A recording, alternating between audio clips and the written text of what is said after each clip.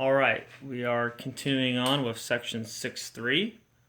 Okay, this is our next topic in section 6.3, finding exact values of an angle given one trig function and a quadrant of the angle. So go ahead and write that down first, and then we'll move on.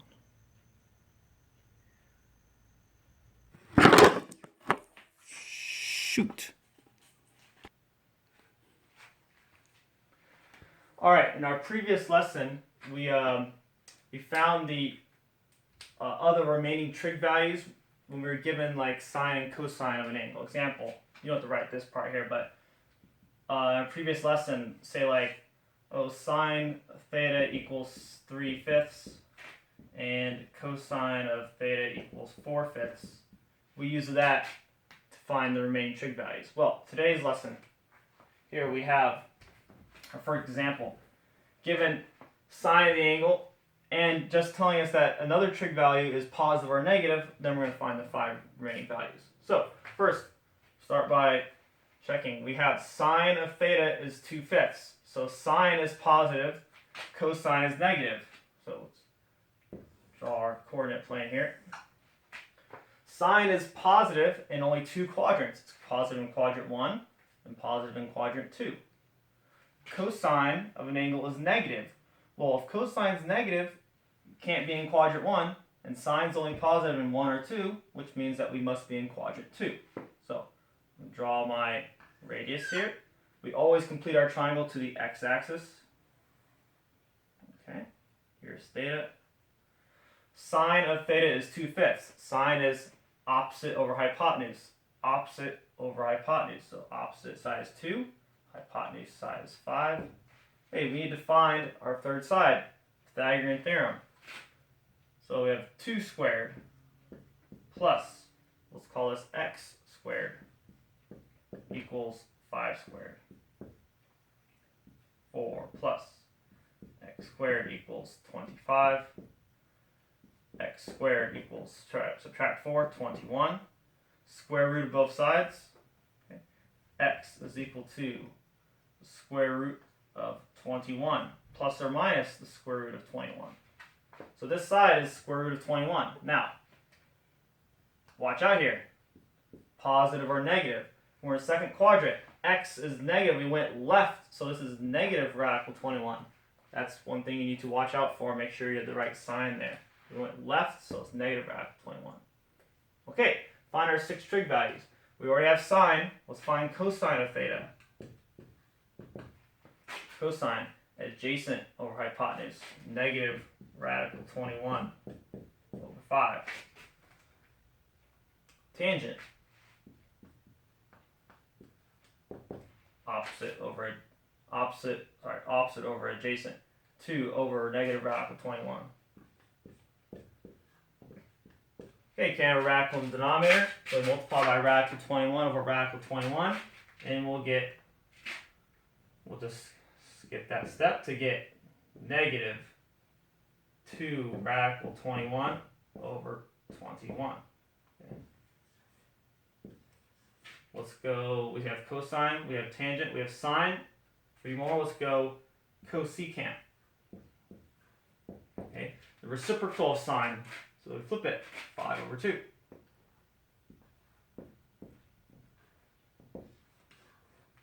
Okay, let's go secant.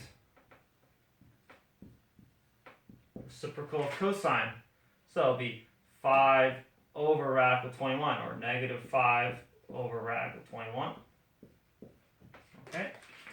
Can't have radical in the denominator, so we multiply by rad 21 over rad 21. We've done this many times now, so we can just skip to the next step, which will give us negative 5 radical 21 over 21. And last, let's go with cotangent over here. Cotangent is a reciprocal of tangent. Well, let's just go right to this step. Tangent was 2 over radical 21, so I'll flip that to give me negative radical 21 over 2. And we're done.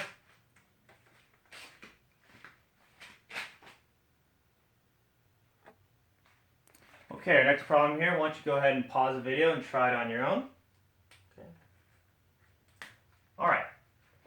So we have cotangent of theta is 1/3, positive 1/3, sine of theta is less than 0.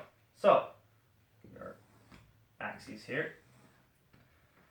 All functions are positive in the first quadrant. Well, if sine of theta is negative or less than 0, it means we can't be in the first quadrant. We know we're not there. Cotangent is positive 1/3. There's only one place cotangent is positive other than the first quadrant. That's in the third quadrant. Tangent and cotangent are both positive in the third quadrant. So here we go. Draw our radius. Always complete back to the x-axis. Okay, here's theta. Cotangent. Okay, tangent is opposite over adjacent. So cotangent is adjacent over opposite. Adjacent over opposite. Adjacent over opposite. Okay. Where we went, this side here is left 1, so it's negative 1. Down 3, negative 3. That's probably the step that you will forget. So find a way to not forget that. Okay, that's what's going to mess you up there. Left 1, down 3. Okay, find the hypotenuse here. So we have negative 1 squared plus negative 3 squared equals, we'll call it r squared. Okay, do not assume your radius is 1. It does not say anything in here about our unit circle, so it means the radius is not assumed to be 1. So we have 1 plus 9 equals r squared. 10 equals r squared.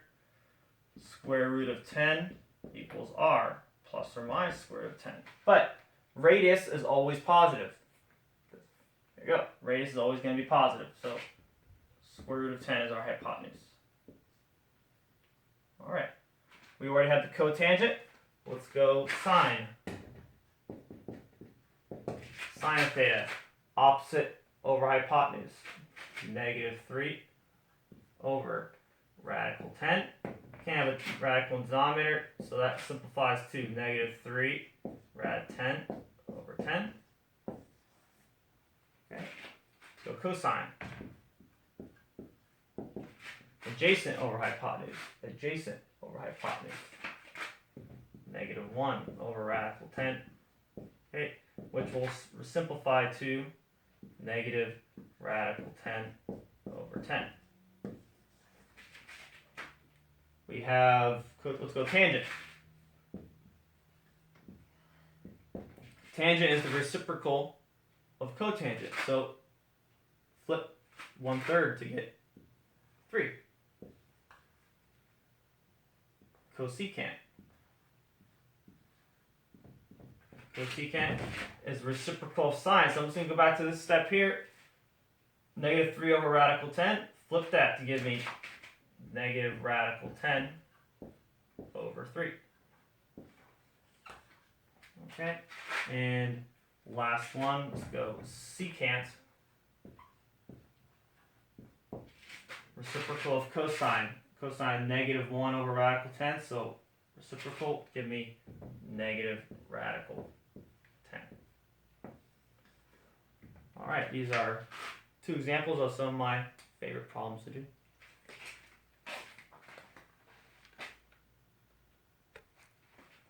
Okay, our next topic in section 6.3 is using even-odd properties to find exact values of trig functions. Just, I don't like to use the word shortcut, but basically, yeah, these are kind of like shortcuts for finding trig values without having to draw the circle each time, or without having to draw the angle.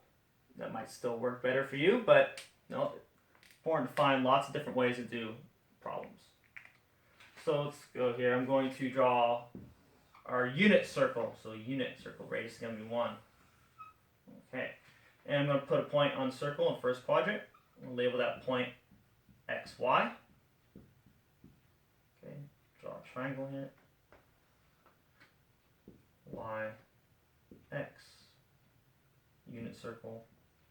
And let's say this is angle theta. Okay. I'm also going to draw or put a point in the fourth quadrant, or sorry, fourth quadrant here, and I'll label that point x negative y. Okay, so it has the same x coordinate, but we're going down, so y is negative. and it's going to have the same angle, but negative. So this is negative theta. Okay, this is negative y, and that's x still. So we want to find the sine of theta, positive theta. Sine of theta, that would just be opposite of our hypotenuse, or y. Okay. I'm going to find the sine of negative theta. Let's find the sine of this angle, and it's opposite of our hypotenuse, or negative y1 or negative y. Okay. Now I'm going to make a substitution here, like from algebra 1, using substitution. Sine of theta equals y. So I have a y here. I'm going to substitute sine of theta right there where y is. And I'm left with sine of negative theta is equal to the opposite of sine theta. That's what we call one of our even-odd properties. So example here, if I had asked you what's the sine of, let's say theta is 45. So sine of negative 45 degrees, that's going to be equal to the opposite of the sine of 45 degrees. Okay, just take a second to look at that there. What's different? It means that finding the sine of a negative angle is the same as finding the sine of the positive angle, but multiplying by -1, because in the first quadrant, the y-coordinate is going up. Fourth quadrant, y-coordinate is going down, so negative. Okay?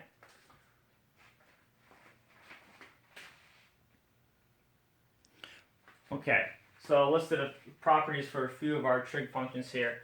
Shows you why sine of negative theta is equal to the opposite of sine theta. Since sine and cosecant are reciprocals, they have the same property. So you can see cosecant of negative theta is the opposite of cosecant theta. And for the same explanation I can show you, but in interest of time I won't. But tangent and cotangent have the same property. See, tangent the opposite of theta, negative tangent theta. Cotangent of negative theta, negative cotangent theta. Okay? So if you need to write that, go ahead and write it. Pause for a second so you can hear what I have to say next. But you notice I left out cosine and secant. It's a little different here. Let's see, if we want to find the cosine of this angle, okay, the cosine of negative theta, cosine of this negative theta. Well, cosine is adjacent over hypotenuse. So even though the angle is negative, I'm still using this side, so x is still positive because cosine is still positive in the fourth quadrant. So the cosine of negative theta is still x over 1.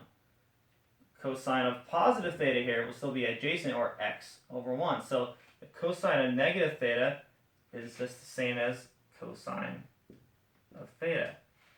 So example, the cosine of negative pi over 6 is the same as cosine of pi over 6 because cosine is positive in the first and fourth quadrant. Since secant is a reciprocal of cosine, it will have the same property. Secant of negative theta is still secant of theta, because they are both positive in first and fourth quadrant. Let's get these parentheses there. Okay.